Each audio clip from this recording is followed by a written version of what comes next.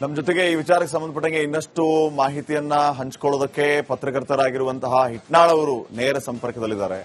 Hitnal sir ನಮಸ್ಕಾರ. ಇಲ್ಲಿಗೆ ಬಂದು ನಿಂತು ಕತೆ ಈಗ ಡಿ.ಕೆ. ಶಿವಕುಮಾರ್ ಅವರು ಸಿದ್ದರಾಮಯ್ಯ ಆಪ್ತರಿಗೆ ಗಾಳ ಹಾಕುವಂತ ಕೆಲಸವನ್ನ ಮಾಡ್ತಿದ್ದಾರೆ.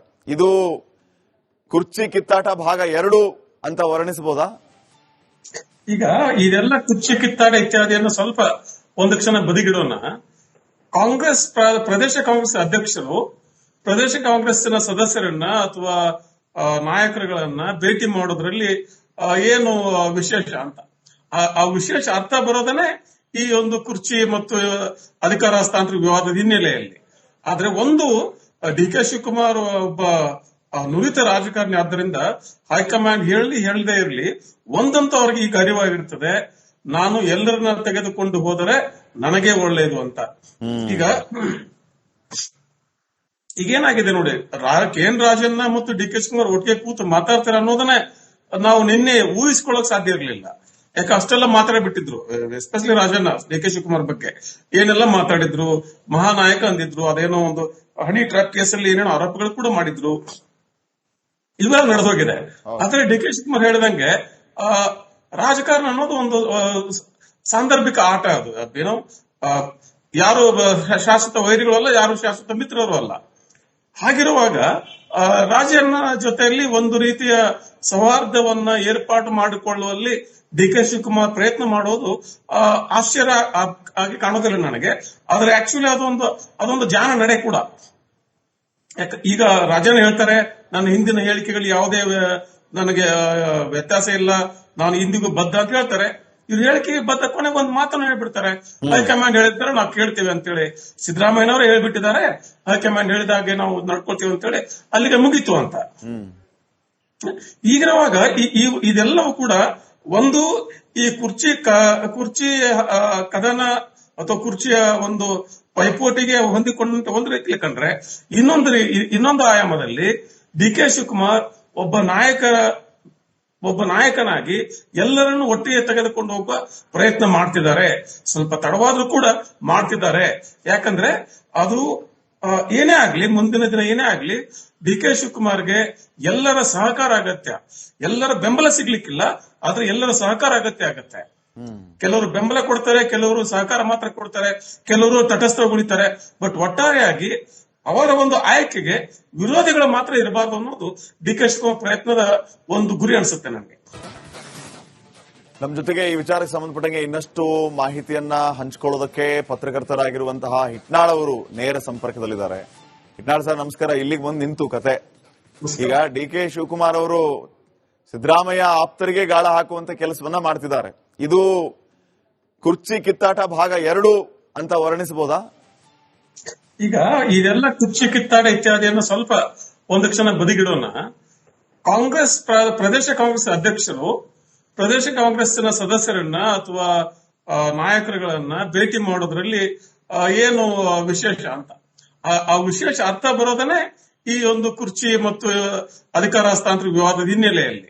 ಆದ್ರೆ ಒಂದು ಡಿ.ಕೆ. ಶಿವಕುಮಾರ್ ಒಬ್ಬ ನುರಿತ ರಾಜಕಾರಣಿ ಆದ್ದರಿಂದ ಹೈಕಮಾಂಡ್ ಹೇಳದೇ ಇರಲಿ, ಒಂದಂತೂ ಅವ್ರಿಗೆ ಈಗ ಅರಿವಾಗಿರ್ತದೆ, ನಾನು ಎಲ್ಲರನ್ನ ತೆಗೆದುಕೊಂಡು ಹೋದರೆ ನನಗೆ ಒಳ್ಳೆಯದು ಅಂತ.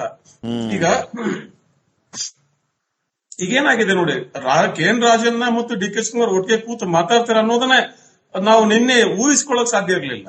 ಯಾಕೆ ಅಷ್ಟೆಲ್ಲ ಮಾತಾಡ್ಬಿಟ್ಟಿದ್ರು, ಎಸ್ಪೆಷಲಿ ರಾಜಣ್ಣ ಡಿ.ಕೆ. ಶಿವಕುಮಾರ್ ಬಗ್ಗೆ ಏನೆಲ್ಲ ಮಾತಾಡಿದ್ರು, ಮಹಾನಾಯಕ ಅಂದಿದ್ರು, ಅದೇನೋ ಒಂದು ಹನಿ ಟ್ರ್ಯಾಪ್ ಕೇಸಲ್ಲಿ ಏನೇನೋ ಆರೋಪಗಳು ಕೂಡ ಮಾಡಿದ್ರು, ಇವೆಲ್ಲ ನಡೆದೋಗಿದೆ. ಆದ್ರೆ ಡಿ.ಕೆ. ಶಿವಕುಮಾರ್ ಹೇಳಿದಂಗೆ ರಾಜಕಾರಣ ಅನ್ನೋದು ಒಂದು ಸಾಂದರ್ಭಿಕ ಆಟ. ಅದು ಏನೋ ಯಾರು ಶಾಶ್ವತ ವೈರಿಗಳು ಅಲ್ಲ, ಯಾರು ಶಾಶ್ವತ ಮಿತ್ರರು ಅಲ್ಲ. ಹಾಗಿರುವಾಗ ರಾಜಣ್ಣ ಜೊತೆಯಲ್ಲಿ ಒಂದು ರೀತಿಯ ಸೌಹಾರ್ದವನ್ನ ಏರ್ಪಾಟು ಮಾಡಿಕೊಳ್ಳುವಲ್ಲಿ ಡಿ.ಕೆ. ಶಿವಕುಮಾರ್ ಪ್ರಯತ್ನ ಮಾಡೋದು ಆಶ್ಚರ್ಯ ಆಗಿ ಕಾಣೋದಿಲ್ಲ ನನಗೆ. ಆದ್ರೆ ಆಕ್ಚುಲಿ ಅದೊಂದು ಜಾಣ ನಡೆ ಕೂಡ. ಈಗ ರಾಜಣ್ಣ ಹೇಳ್ತಾರೆ, ನನ್ನ ಹಿಂದಿನ ಹೇಳಿಕೆಗಳು ಯಾವುದೇ ನನಗೆ ವ್ಯತ್ಯಾಸ ಇಲ್ಲ, ನಾನು ಇಂದಿಗೂ ಬದ್ಧ ಅಂತ ಹೇಳ್ತಾರೆ. ಇವ್ರು ಹೇಳಿಕೆಗೆ ಬದ್ಧ ಕೊನೆಗೆ ಒಂದು ಮಾತನ್ನು ಹೇಳ್ಬಿಡ್ತಾರೆ, ಹೈಕಮಾಂಡ್ ಹೇಳಿದ್ದಾರೆ ನಾವು ಕೇಳ್ತೇವೆ ಅಂತೇಳಿ. ಸಿದ್ದರಾಮಯ್ಯನವರು ಹೇಳ್ಬಿಟ್ಟಿದ್ದಾರೆ, ಹೈಕಮಾಂಡ್ ಹೇಳಿದಾಗೆ ನಾವು ನಡ್ಕೊಳ್ತೇವೆ ಅಂತೇಳಿ ಅಲ್ಲಿಗೆ ಮುಗೀತು ಅಂತ.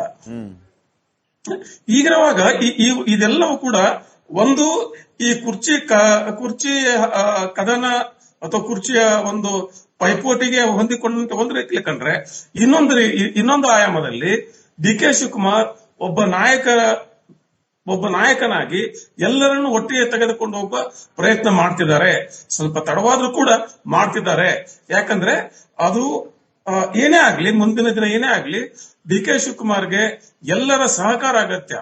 ಎಲ್ಲರ ಬೆಂಬಲ ಸಿಗ್ಲಿಕ್ಕಿಲ್ಲ, ಆದ್ರೆ ಎಲ್ಲರ ಸಹಕಾರ ಅಗತ್ಯ ಆಗತ್ತೆ. ಕೆಲವರು ಬೆಂಬಲ ಕೊಡ್ತಾರೆ, ಕೆಲವರು ಸಹಕಾರ ಮಾತ್ರ ಕೊಡ್ತಾರೆ, ಕೆಲವರು ತಟಸ್ಥಗೊಳಿತಾರೆ.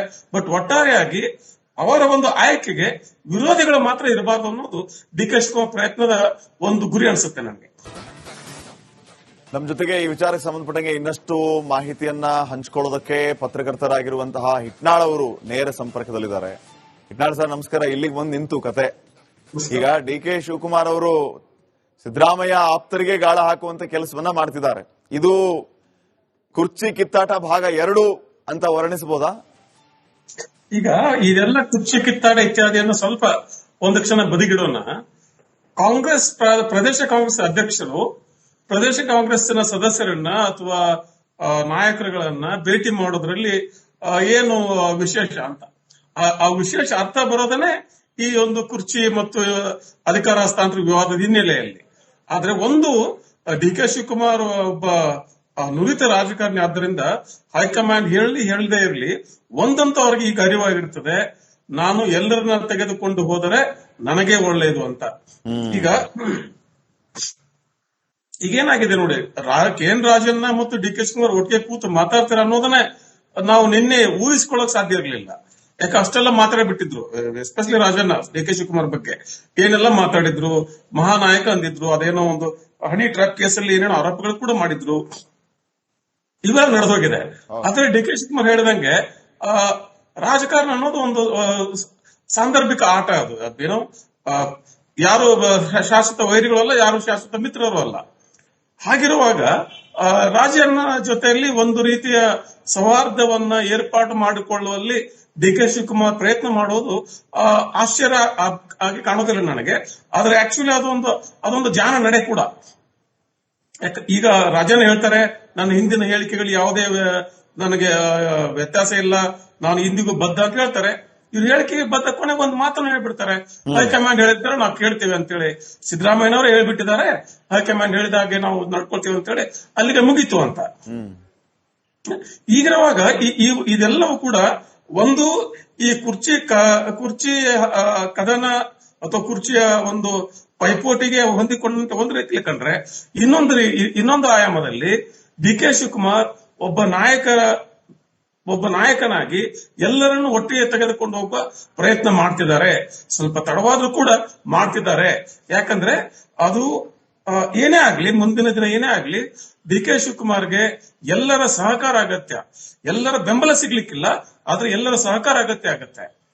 ಕೆಲವರು ಬೆಂಬಲ ಕೊಡ್ತಾರೆ, ಕೆಲವರು ಸಹಕಾರ ಮಾತ್ರ ಕೊಡ್ತಾರೆ, ಕೆಲವರು ತಟಸ್ಥಗೊಳಿತಾರೆ. ಬಟ್ ಒಟ್ಟಾರೆಯಾಗಿ ಅವರ ಒಂದು ಆಯ್ಕೆಗೆ ವಿರೋಧಿಗಳು ಮಾತ್ರ ಇರಬಾರ್ದು ಅನ್ನೋದು ಡಿ ಕೆ ಶಿವಕುಮಾರ್ ಪ್ರಯತ್ನದ ಒಂದು ಗುರಿ ಅನ್ಸುತ್ತೆ ನನಗೆ.